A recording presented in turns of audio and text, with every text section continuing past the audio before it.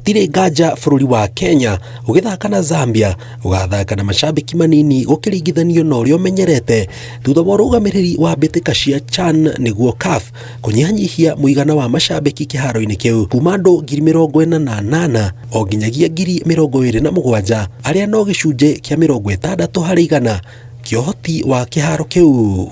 CAF have taken decisions to fine FKF for the last 3 matches, which is unacceptable.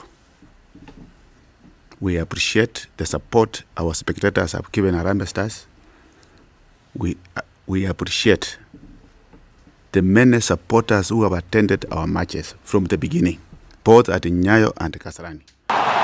Kenya's usual suspect Ryan Ogam ni ũndũ ũgucĩrĩirie rũhonge rwa ũgitĩri kũhĩtũkĩra Minister Kipchumba Murkomen na kĩama kĩa mũbira wa magũrũ bũrũri-inĩ FKF ũrĩa macambiki marĩa matarĩ na tigiti wa kũingĩra magetĩkĩra kwĩrorera mũbira ũcio kũngĩ amu ũndũ ũrĩa ũrahanĩkire kĩharo-inĩ kĩu kiumia no ũcũngĩrĩrie Kenya ĩgũthwo ona igũtha inene makĩria. I want to request Kenyans, for the sake of our team, and if we all want Harambee Stars to reach finals, let us respect the regulations that CAF has put in place, and even the penalties they have given us to play 60% of the capacity. Let's just abide by it, and let's buy the tickets the way it is required.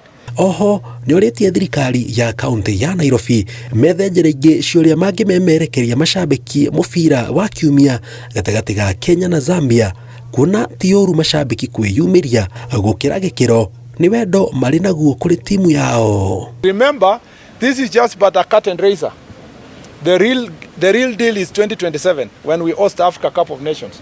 So we don't want to see defiance or to find ways of Kenya being banned from hosting the Africa Cup of Nations 2027 because of incapacity.